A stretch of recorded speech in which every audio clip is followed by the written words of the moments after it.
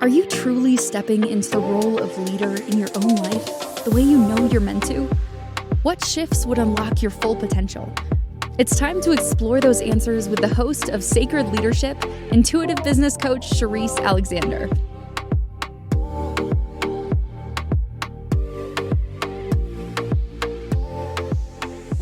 Welcome, everyone. I am Sherisse Alexander, your host of Sacred Leadership with Sherisse. On today's show, I am exploring what happens when life asks us to start over again with my guest, Andrew Brummer. Not from defeat, but from devotion. Leadership is often measured by success, status, and control. But what if the true path of leadership begins with surrender? In this conversation, I'm sitting down with Andrew, a fractional a fractional executive, author, and mentor who rebuilt his life and career from the ground up at the age of 53. Through what he calls radical service, Andrew discovered that giving freely from the heart can transform fear into purpose and breakdown into breakthrough. Together, we intend to unpack how to lead with authenticity, vulnerability, and courage, especially when the path ahead isn't clear. Andrew's story invites us to redefine what success means and to remember that leadership at its core is an act of service. If you've ever faced reinvention, burnout, or the quiet ache of knowing there's more that you're meant to do, this episode will speak directly to your soul. Andrew, welcome. Thank you for joining. I don't want to tell everybody everything about you, so I'm going to turn it over to you so you can share a little bit more about your journey to this point in time. Thanks, Sherisse. Thank you for having me on your show here. Yeah, it's been quite the journey. It's been a 20-month, really humbling, eye-opening, vulnerable journey. Got to learn a lot about myself, a lot about society, a lot about people. Financially tough year in terms of trying to get commercials moving, but from a growth perspective has been fantastic. I've grown more in the past 20 months than I think I have in nearly all of my career. Well, we usually grow the most when we are faced with challenges. So you had to start over at 53. Do you want to take us back a little bit in time and tell us about what got you to the point that we needed to rebuild? And then we can Yeah, dive into some of the burning questions I have. absolutely. So I'll try to keep it short. I have bounced around inside of business all of my life. I don't recommend it to anyone. I've bounced around from business to tech, back to business, back to tech. It was kind of the what is it that needs to be done? How does it get done? And then why do you care? That journey took me through everything in a software technology services, professional services company, from data to coding to project management, process optimizations, organizational change, HR, IP, sales. Just I have had the privilege of exploring a lot, which makes me very useful as a business advisor for business owners. Um, that journey resulted in me in 2017, 2015, getting involved with LifeQ. The CEO is a really close friend of mine, and he asked me to get involved and help him get eyes in the organization of what was going on. So that was a great journey in 2020. Just as COVID hit, the organization had to do a massive scale down from about 120 people down to, I think it was somewhere around 40 people. That at that stage, I took over the executive position of the COO, COO, CHRO, Chief People Officer, just everything related to whatever nobody else wanted to do. Hmm.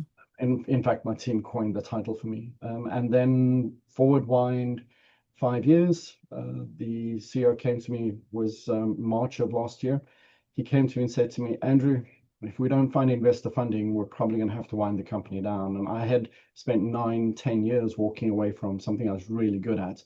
And I was like, what on earth do I do with myself now? And I'd done what every American or every professional had done. I got comfortable. I didn't maintain my networks. And he said to me, Andrew, I just don't know what's going to happen here. That night, I can remember that night like it was yesterday. I went to sleep, or the little sleep that one can get. I went into male sulk mode, which we all know is really beautiful. And I woke up the next morning, did my budgets, looked at the family and said, guys, we're in trouble. Let's pack the house. So we half packed the house. And that afternoon, that that weekend, got moving, got planning, and got busy redefining what tomorrow looks like. I love it. I know that that's really challenging, but it's almost like at the same time while you and your family were like experiencing all this massive change, it's kind of also an opportunity to Mm. completely reinvent and redefine what's really important. And I imagine that's exactly what you had done with this Yep, opportunity. So spot tell on. us a little bit about that. So the very first thing, I knew 10 people in Atlanta that could do anything for me, that were in, let me rephrase that, were in a position that they may be able to do anything for me. So I knew nobody. My network was insignificant. I didn't know what I was going to be good at being an executive. I did not Mm. know what I would then take to market. So the very first thing I started doing was volunteering. Volunteering at a professional coach level. So I got onto two websites. One is called ADP List, and the other is Push Far. And both of them are volunteer websites where you can make yourself available in a professional capacity, but for free, with people that are looking for insights, your skills, your insights, your knowledge. That was fantastic. Dealing with people across the world, literally across the world, from Iraq to Australia to Bulgaria, Venezuela, Brazil, Botswana, Nigeria, UK, Canada, USA, just everywhere. It was just an absolute privilege to work with people who, for the most part, there was nothing that they could personally do in return for me.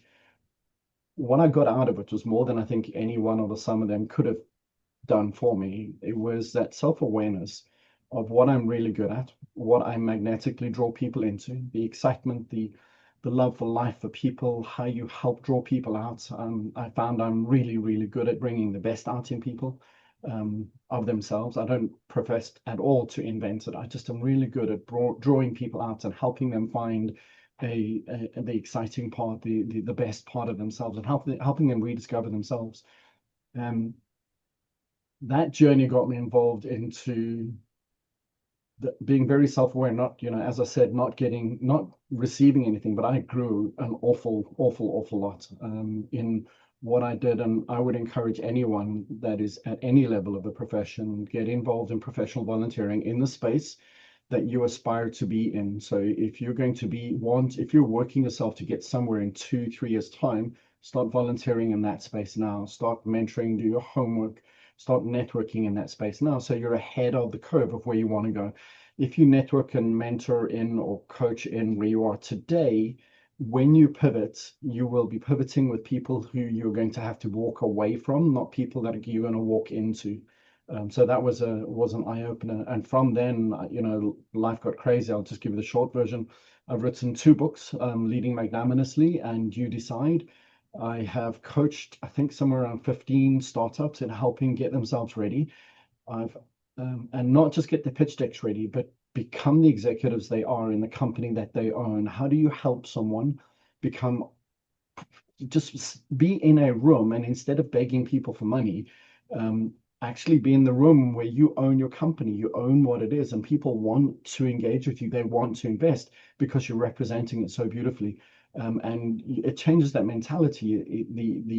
The mind shift is, I have something fantastic that you want to invest in, and I would love you to be invited to be part of my journey, versus the other way around, where we Hmm. typically go in and we're like, please, I need your money, I need the money, I need the time.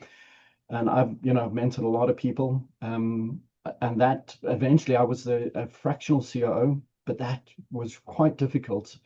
Um, Finding a CEO that actually will allow a temporary person to come in and kind of take the reins of the company. So I've pivoted that into being a fractional CEO, interim CEO, and that has worked fantastically. I'm now mentoring and coaching, I think it's 4 or 5 CEOs from Europe to South America. Thank you for that. There's a lot that you said in there that I kind of want to unpack. But before we go back, I just want to, for the audience, what exactly does a fractional C? I mean, I totally understand why a fractional COO would be Mm. really challenging, but I didn't even actually know that there was the opportunity to be a fractional CEO. How does that work? And for the audience who might not know what a fractional CEO is, can you elaborate? Yeah, so fractional or interim CEO is basically where you have a CEO in a company that needs hand-holding. So you're going to walk along with them and kind of help them co-run the company. Or Hmm. you have a CEO that drops out for medical, personal health, financial reasons, and the company needs somebody to temporarily step in while the board looks for a full-time person to take it over. Or where you have an M&A that's M&A, private equity, or Hmm. venture capital, where they've got a startup, the founder or the founder is not really the CEO, they're really good technologists. Uh, Hmm. we know that really good technologists don't necessarily make the best leaders to help drive leadership and push things forward. So you'd step in a temporary capacity to help coach and allow the organization to find people or someone to fit in that function as a full-time capability. I get bored really quickly, so I don't know that me slotting into a full-time role is an efficient use of my mind or time. I would just get antsy. Yeah, I bet. As you shared in the very beginning, like all of your vast experience through all those various functions throughout the course of your career, I found it really interesting that you said that you were trying to figure out what you were good at as an executive and that you really struggled to and which I found really interesting because, you talked about HR, you talked about being a COO, you talked about IT and project management and all this stuff, and you still struggle to figure out Oh, what you were good at. I knew I was good. I'm very good at a lot of things. The problem is you can't market yourself being very good at a lot of Yeah. things. You have to Hmm. figure out what's that nugget of message. So the soft landing the past 20 months has allowed me to learn into what I am fantastic at and what Hmm. I am really good at leaning into, and that is the fractional or interim CEO and CEO coaching and advising. I was working with a CEO just last week. He said to me, Andrew, I've never been more prepared, more ready, more informed on my own decisions, whether it's internal operations, product, or customer go to market. Never been more ready than since I started engaging with you and started working with you. And that's in a short 6 to 8 week window of working with a gentleman. It's fascinating. CEOs are humans, and it's fascinating working with someone and then learning their challenges they're going through and in a non-biased, I don't sell additional services. So I'm Hmm. not a threat. I'm not there trying to poke holes and find something Yeah. I can sell something else into, which makes me a really, really, really great utility for a CEO to have some really beautiful discussions. And I do them with grace and compassion, but I'm able to draw in some very, very deep topics, very deep, that you would not think a CEO would cover.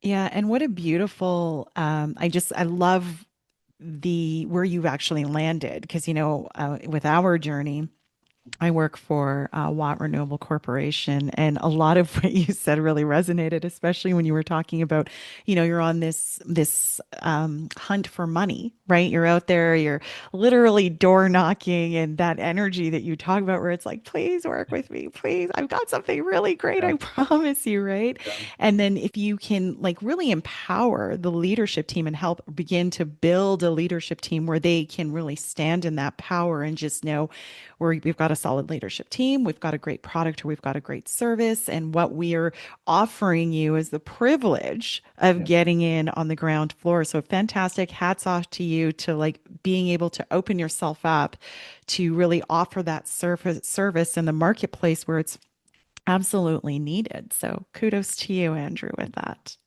What's fascinating in all of the lessons I've learned as dealing with so many people from so many different countries, they're all dealing with the same problem. They Hmm. all want relevancy. They all want identity. They all want to be valued. They all want to be able to put food on their table with their children. They're all looking for career evolution and career advancement. They're all looking for life growth. No matter whether they're sitting in Rwanda, Nigeria, Venezuela, Brazil, India, it's all the same. Now, Beautifully when you put. get into local culture, that's a Mhm. whole different story because everything changes then. Oh, that's awesome. We are going to go to break. And when we get back, Andrew and I will continue our conversation on how to surrender and becoming the gateway, how surrender becomes the gateway to true leadership. We will be right back. Leadership isn't reserved for CEOs or world leaders. It's something each of us is called to embody in our own lives. But how do you awaken that inner leader with clarity and confidence? On Sacred Leadership with intuitive business coach Sherisse Alexander, you'll discover powerful tools and spiritual insights to align your words, actions, and outcomes. Tune in every Wednesday at 11 a.m. Eastern, 10 Central, 9 Mountain, and 8 Pacific, right here on InspiredChoicesNetwork.com.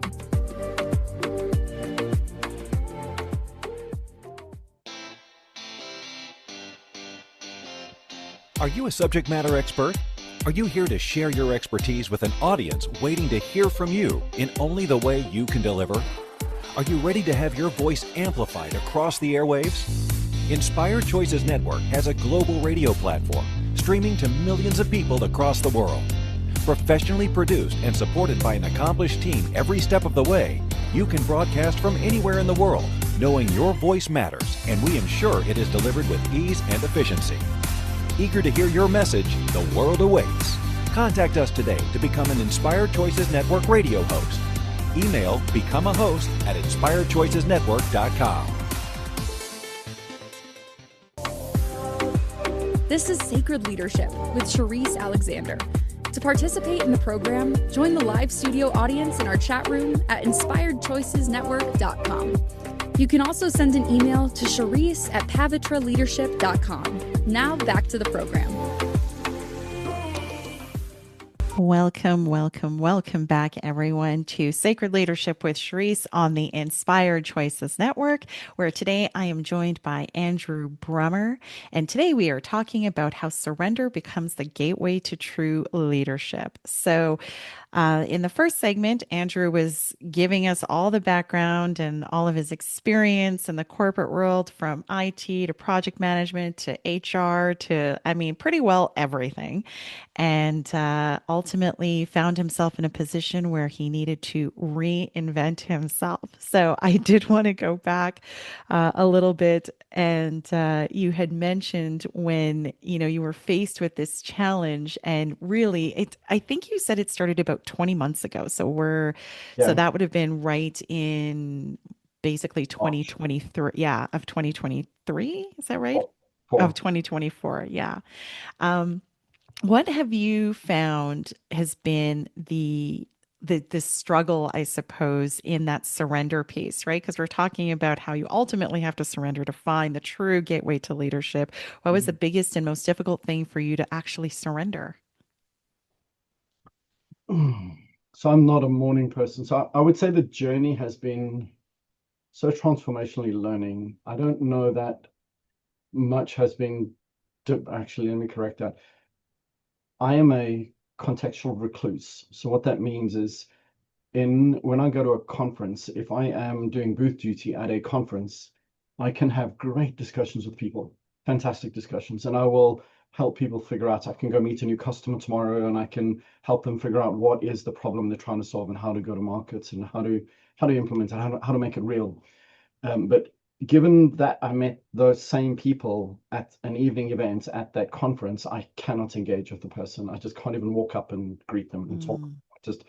So that contextual recluse, and it makes no sense because over Christmas I do Christmas lights in my house, and I have a show that is here, and I've got visitors and guests that come over, and I get to meet a lot of people, all religions, all countries. In my house, I've been doing it since 2016, and I just meet and engage with everyone here. So it makes no sense that I have this stupid fear of engaging with people where I don't know what it is, why I can't just walk up.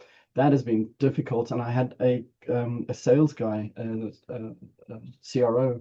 I do a lot of networking, an awful lot of networking. And I had a CRO on one of my Zoom calls that I met. And he said to me, Andrew, everybody's as nervous as you are. Just walk up to them, pat your hand and say, my name's Andrew. I don't know that we've met, or my name's Andrew. What do you like about this conference? That has been tough, really, really, really, really difficult. The part I thought would be the most hard was new routines, new patterns, new mindsets. But I have come to, my mom always taught me when I was younger, she said, Andrew, your life is always going to be in front of you and people are always going to take advantage.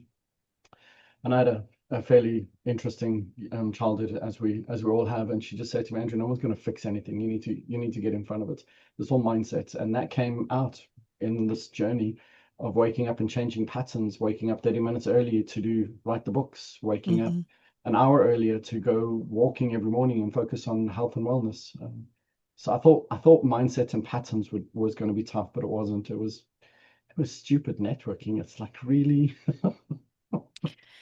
I want to invite you to have some grace and compassion for yourself because the truth of the matter is, you were talking about why it was like it's so easy for everyone. But the truth is like, I don't think it's that easy for yeah, everyone. I mean, you've yeah, got your bucket of people who are natural extroverts, but I often say to people, I'm like, I'm really an introvert. It mm, might not seem like I'm an introvert, but I am really like I'm like you. I'm very yeah, comfortable in nice one-to-one conversations.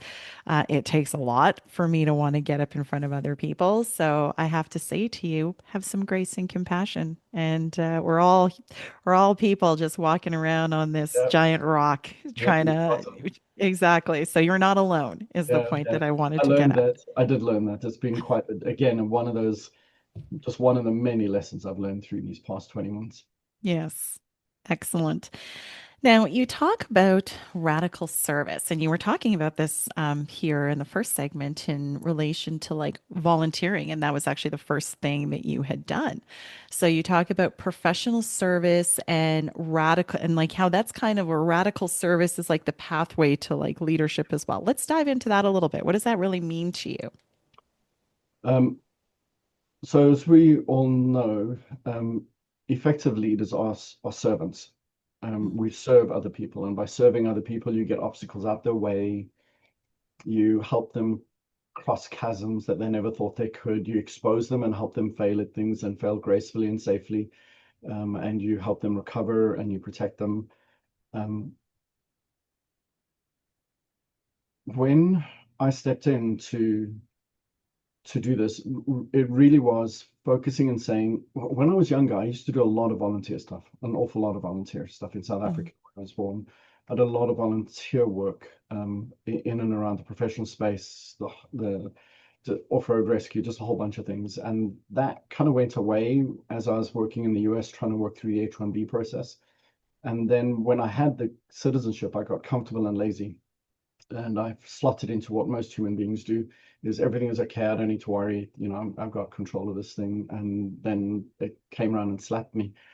And for a lot of reasons, I think volunteering and engaging and serving is important. Mhm. As a leader, it's super important that you get out of your team's way and serve them and help them and look after them.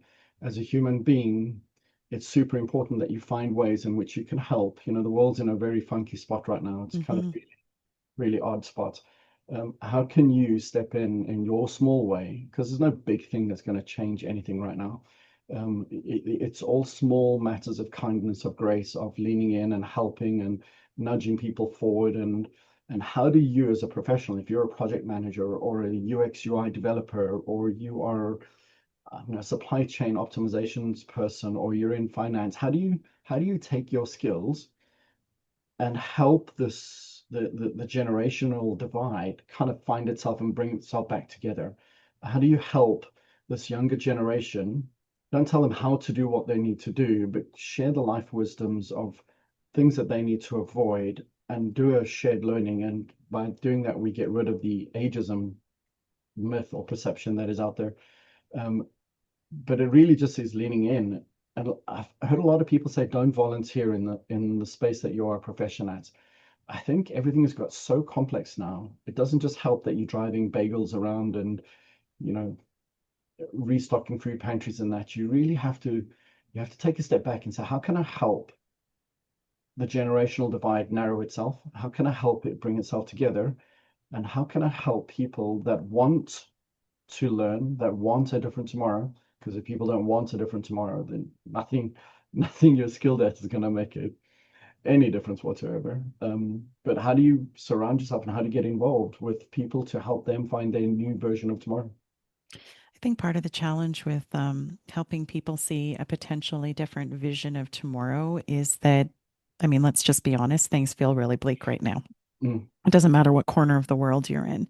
yeah, And if you're the youth, um, how do you paint that picture, right? It's like, how do you help them have hope, realistically speaking? And I mean, I totally understand what you're saying. And when I'm speaking with my own team, it's and it has to be genuine, right? Yeah. Because some people could really misunderstand what like servitude leadership means, what Yeah. servant type of leadership means, and what it really means for me, anyways, is like, I'm here to serve you, Mhm. right? I am here to, as you just talked about, lend my experience, my wisdom, and never in a condescending way, but more in the way of like, there's always an exchange of teacher and student. Yeah. And sometimes you're going to teach me something, and sometimes I'm going to teach you something. But my little bit of age on you, just by sheer having a few more years on this planet, is going to offer you something that you might not have considered. Do you find like that, and not to make this about geographical location, but do you find that it is a global challenge, or is it specific? Okay, yes, and that's definitely what I've heard. Yeah. No, absolutely. I think, COVID forced us all. COVID was fantastic because it Yeah. caused the younger generation to think differently without being browbeat or being forced to think the way we have thought all this time. So what's come out is a really, really cool set of ways of executing, of doing things, of thinking, of engaging. There's some very, very, very novel ways that for a Gen Xer would be completely misplaced. Mm, You've got these worlds that have now come together in such a beautiful way. And the key is finding how do you pair a, just using a Gen Xer or a baby boomer as an example, how do you pair them with a Gen Z or a millennial? And how do you find people that are actually going to find one another and talk through things and walk that? I love working with the younger generation. Technology has become so relevant to me in what I do in operations. And because I've immersed myself with all these younger adults, I've learned very quickly how to use and maximize AI, how to use. hmm I don't know enough about AI. I know enough to be dangerous, but what I've taken is my wisdom of how I've done organizational and everything I've done in the company. And I'm now being taught by these young adults of different ways of applying the same philosophies, the same approaches, using technology, social relationships, words that matter. How do you create leadership structures that empower and bring out the best in people versus put somebody down and say, well, I know better than you. And whether you're you're the that Gen Z or millennial, or you're the Gen X, saying, well, I know better than you on this topic, so therefore you need to listen to me. But how do you break through that cycle? So it's been fantastic for me to learn, drinking from the fire hose of how do these worlds come together, which eventually got me to the mantra that I'm at right now, is, I am very good at planting seeds that will grow trees that I will never sit under.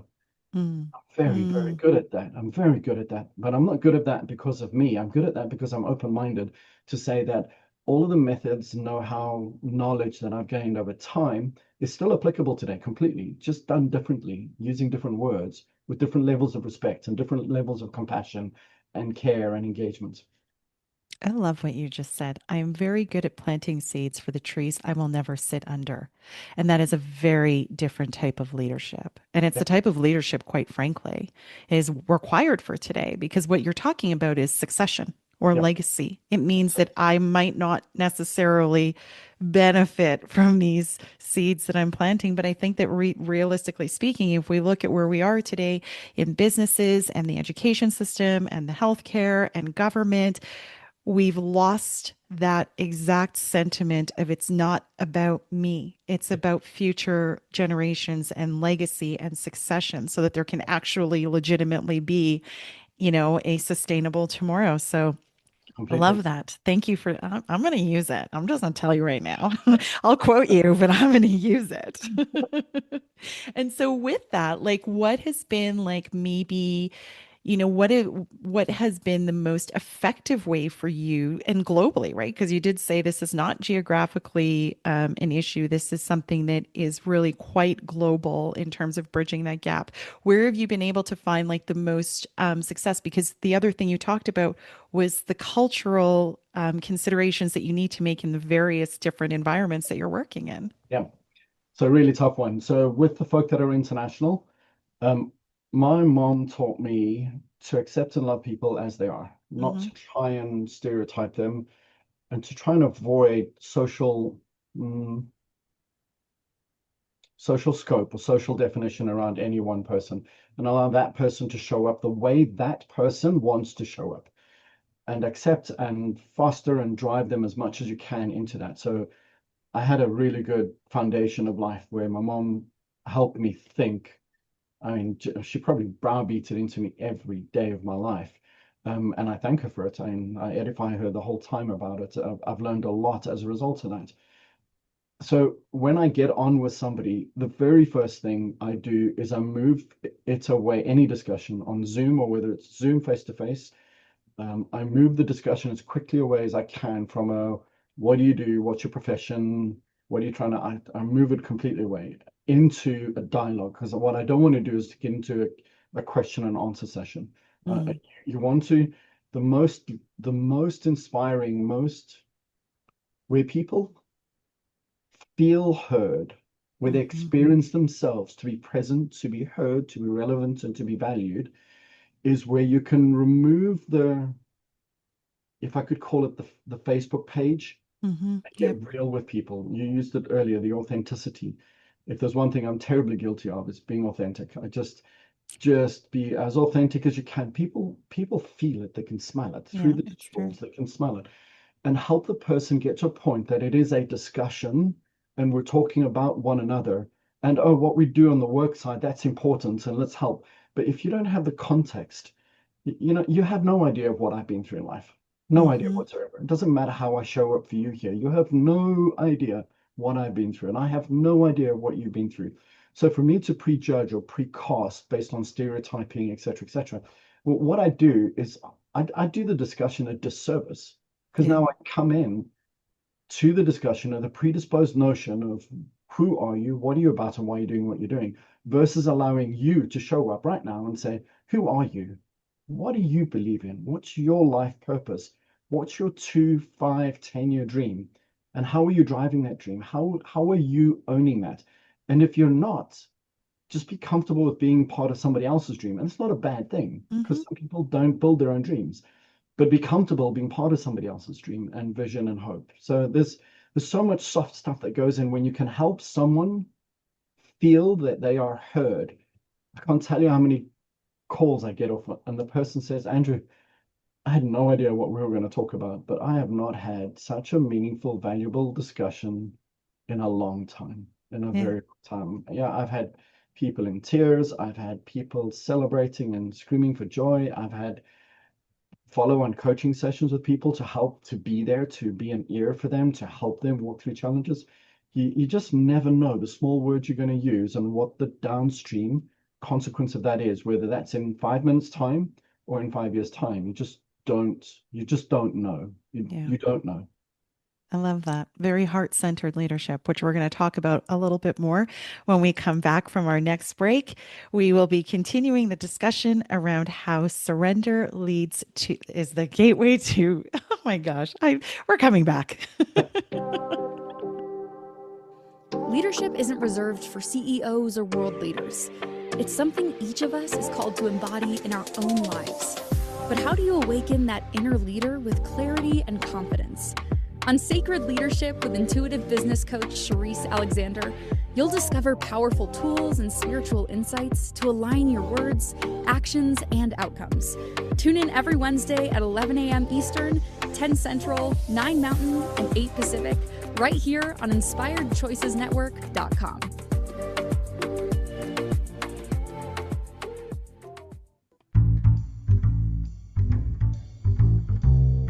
How wonderful would it be to carry your favorite Inspired Choices Network host with you throughout your day? Well, now you can. Inspired Choices Network now has its very own mobile app. Our free app offers live streaming shows, along with thousands of podcasts and TV episodes. Our shows cover a wide variety of topics. Whether you're waking up with us, carrying us through the day, and taking us to bed with you, we're always here for you to enjoy. We're easy to find. Just search for Inspired Choices Network in the Apple App Store or Google Play Store. This is Sacred Leadership with Sherisse Alexander. To participate in the program, join the live studio audience in our chat room at inspiredchoicesnetwork.com. You can also send an email to Sherisse@pavitraleadership.com. Now back to the program.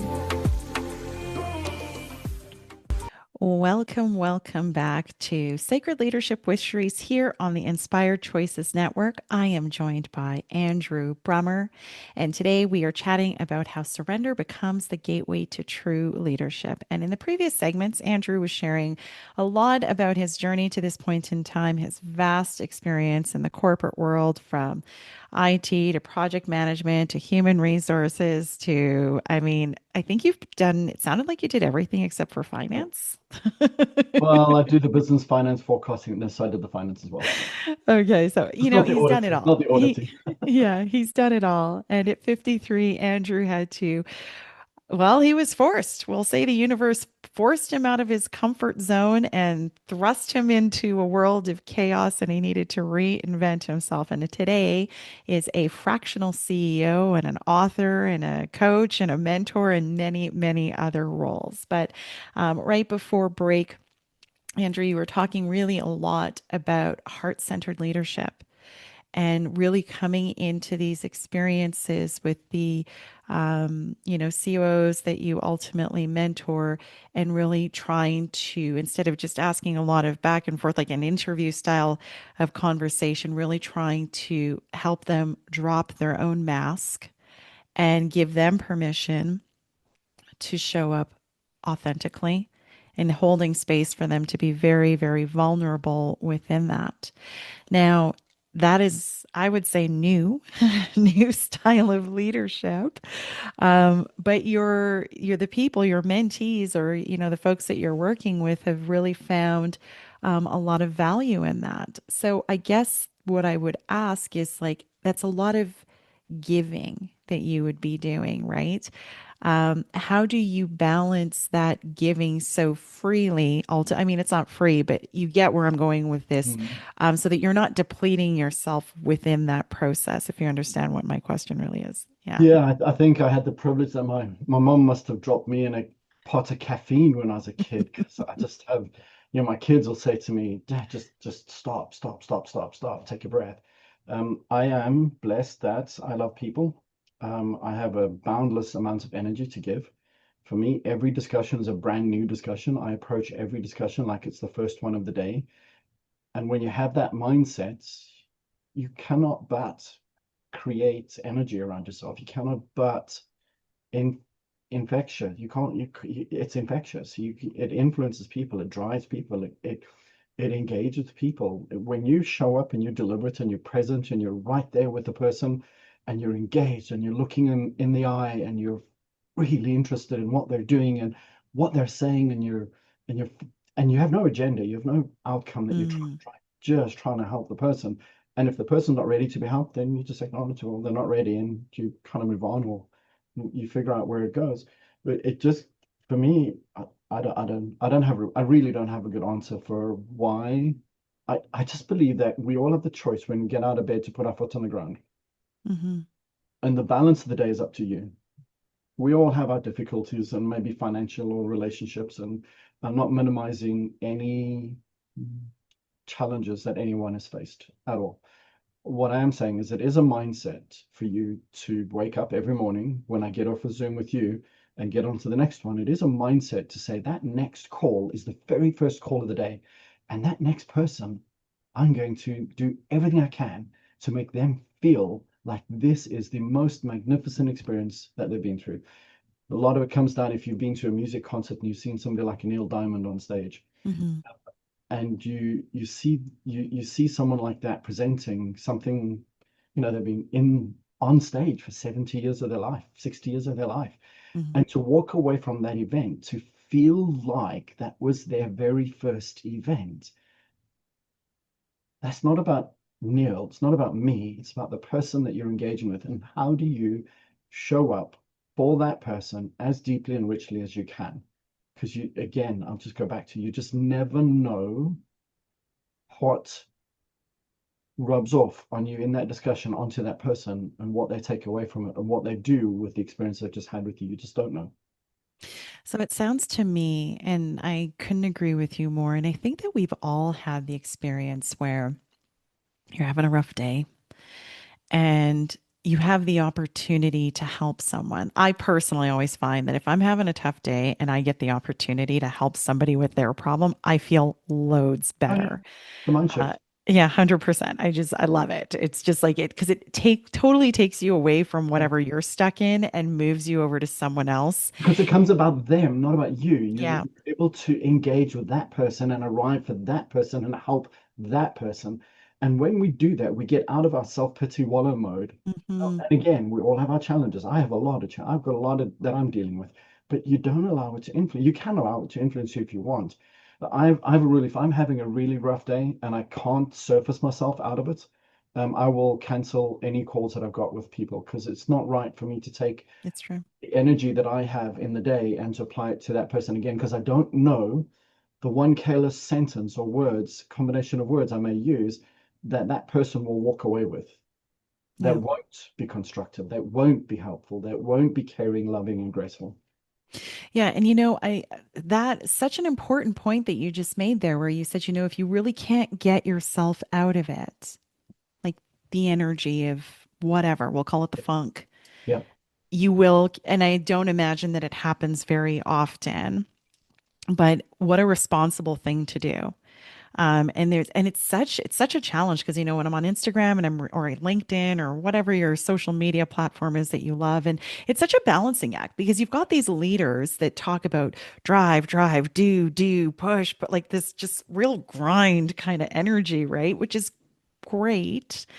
But what we're talking about is something a little different here, right? And so when you said that, I was like, oh, I can totally hear some leaders that are like, no, push through, knuckle down, like just nose down and just. But what the detail in that is like, but that's energy.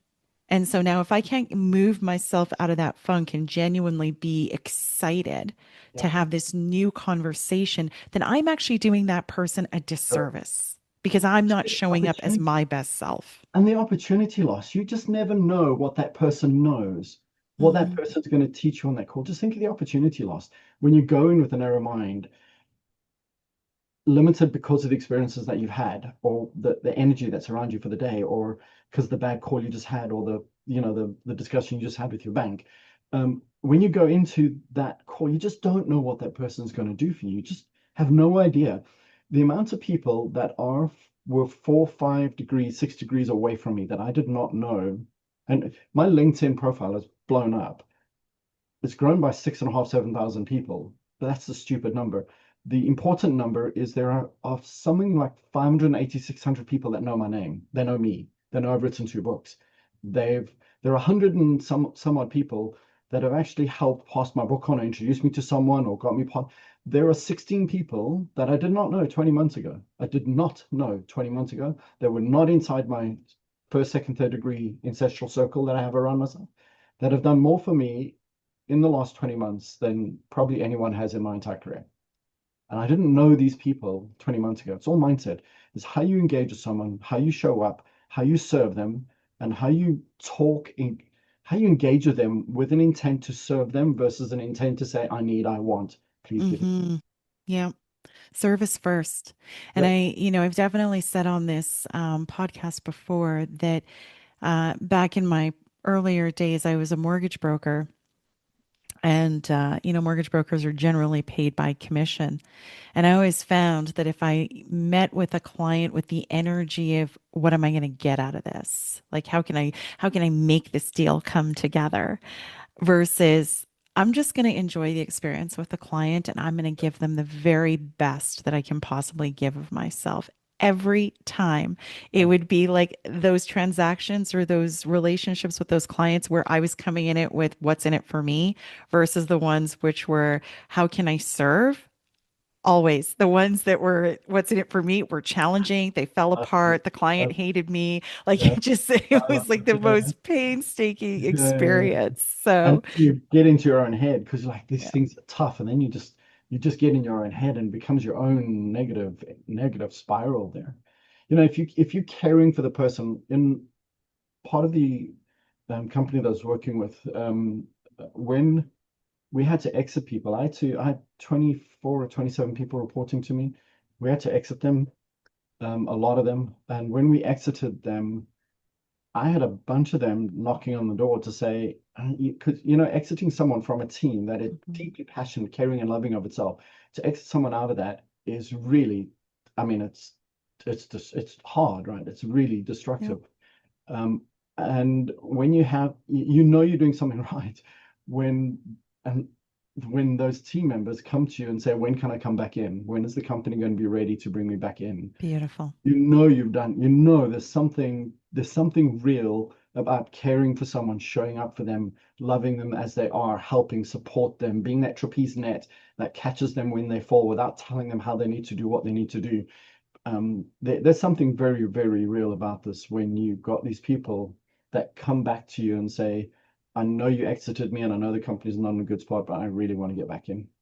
I love that. What a beautiful, you're right. Exiting people is so difficult because they're human beings. They're people that you've worked with, and they've got families, and there's all that other stuff, right? And so when you have to exit someone, it's really, really difficult. And I don't think any company is like, oh, yay, we're just going to slash jobs today. Yeah. Like nobody enjoys that, right? So, okay, well, we are going to head to break now, but I am loving this conversation. I cannot wait to come back and continue to talk about really what I call heart centered leadership and how surrender becomes the gateway to true leadership. We'll be right back.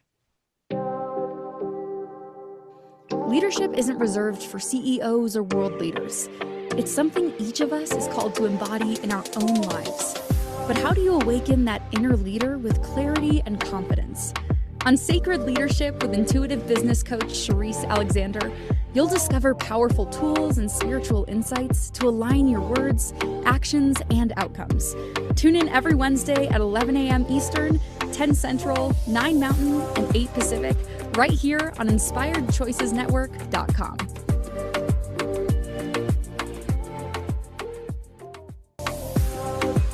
This is Sacred Leadership with Sherisse Alexander. To participate in the program, join the live studio audience in our chat room at InspiredChoicesNetwork.com. You can also send an email to Sherisse@pavitraleadership.com. Now back to the program. Welcome, welcome, welcome back. This is Sherisse on Sacred Leadership with Sherisse on the Inspired Choices Network. And today I'm joined by Andrew Brummer. We are having such a great conversation. I am super passionate about heart-centered or servant type leadership. So you are 100% up my alley today with this conversation. What we're really talking about is how surrender becomes the gateway to true leadership. So you had to know that this question was going to come because there are so many leaders out there that just grip control, the elusive idea, the fallacy, the fakeness, the falseness of the idea that we are actually in control. So, how do you encourage leaders to surrender and release control and maybe even pivot with the type of leadership that you're talking about? Because honestly, I've worked in a lot of I've worked with a lot of people and a lot of leaders. And the type of leadership that we're talking about, I still think is very new. It's not, we're pivoting right now. So, how do you get people to understand that this is really the way forward? So there is no silver bullet on this, and every person is different. I would say the common pattern towards helping get into that discussion is allowing that person to show up the way they want to show up, and as quickly as possible to disarm the discussion. So it's not an Mm, interview, it's a discussion, and to disarm the topics so that you can get into and start talking about some deep stuff. Part of that is depending on the person, it may be asking the right questions. It may be probing in a little bit on where they're at and what they're talking about. It's finding out what their work love language is, what their mm, passions are. Um, Being astute that you're stitching these pieces together that help you figure out What do they love doing? What do they hate doing? What are they doing? Why are they the only one awake at 2 o'clock in the morning? And then asking them the question, why are you the only one awake at 2 o'clock in the morning? Because if you're in a small business or you're in a startup, you and you're the CEO founder and you're chasing revenue, you should not be the only person up at 2 o'clock in the morning. That means there's something else wrong. And the goal in discussions like that is to try and draw the eyes of that person I'm working with to the fact that they are self-inflicting a lot of what they're living. Mm-hmm. They are we the old story of, the old adage of it's lonely at the top is very, very real. And it Mm-hmm. doesn't happen because the CEO made it lonely at the top, and it doesn't happen because the team decided to not show up. It's kind of a little bit, it's kind of like if you've read the book Speed of Trust. It's kind of like trust is not built by any one big event. It's small little micro steps at the same, I take a tiny little step and another tiny one, and you take another tiny one. Being lonely at the top is exactly the same. And the key I found is helping the owner, the person that I'm working with, whether they're just an executive or whether they are the owner of the company, helping them be aware or become self-aware that the things they are doing are causing the organizational divide that's taking Yeah. place. Whether you're the CEO, you're COO, CTO, it doesn't matter. There are things that help you recognize that you are the divide, and it's like leading children. You, you as the parents are accountable for making sure the child hears you. You as the parents are accountable for making sure that the first course correction and behavioral change starts with you, and you Mm-hmm. demonstrate it, you live it, you show it. As a leader, that is yours too. When you've taught your team to be subservient to your presence, to be codependent on you being around, you have to one, become self-aware, and then start walking in to start exposing the team in very graceful, caring, loving ways that you can then help hold their hands to the point that they're climbing the trapeze poles, ladders by themselves without you telling them, now lift your foot and do the next one, lift your foot and do Mm-hmm. the next one. And then when they're up there biting your tongue when they're going to about to do a trick or something, but you got to just be there. You got to allow them to get there. But your self-awareness has got to be to the point that I have to stop micromanaging. I have to Yeah. stop telling them how to do their work. I need to trust.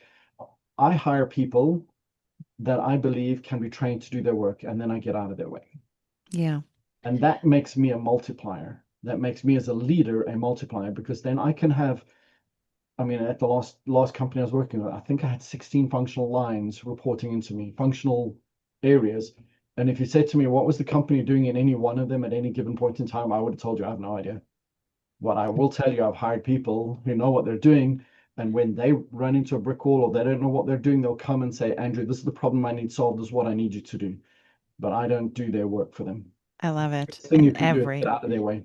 every company wants to get there. Every leader nobody wants to micromanage. Okay, folks, if you think your boss, your leader, your CEO, whoever, your CTO wants to actually do your work, they do not. So we have just a couple of minutes left today. I can't believe the time went by so quickly, but I'm curious. Since your pivot, what is your new definition of success? Definition of success. Wow. Mhm. So if you say to me, what does success look like tomorrow? I want to be coaching a bunch of CEOs. I want to be working with some startups and coaching them and helping them find their mojo and their executive presence. And would love to be on a speaking tour. So my goal is to turn this discussion and the books I've written into a speaking tour, and get into the sharing, the multiplying. I'm a multiplier, and inspire. I draw energy in. I help people find themselves, and I would love to be able to do that for CEOs, founders, and then for folk at conferences, at events, at corporate events.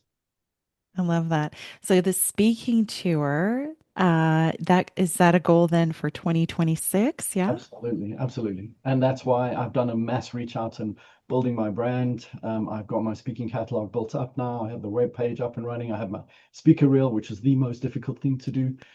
So spent a lot of time getting it all together. And 26 is going to be, 25 has been a hard year, but it's been a fantastic year. 26, I think it's just going to blow. It's just going to be amazing. It's just going to be Yeah. fantastic.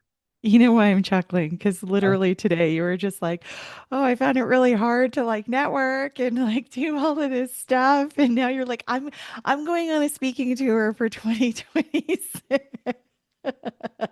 You got out of your own way. I think yeah, that's I what we did. call that. Did it. Got out of my own way. Got out of my own way.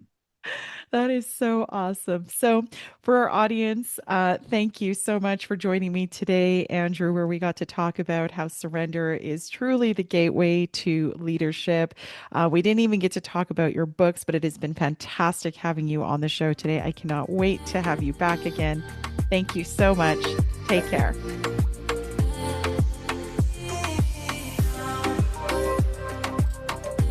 Thank you for listening to the Sacred Leadership Show. Sherisse returns Wednesday at 11 a.m. Eastern, 10 Central, 9 Mountain, and 8 Pacific on the InspiredChoicesNetwork.com. Until then, continue taking small steps today to be a leader in your life for the collective.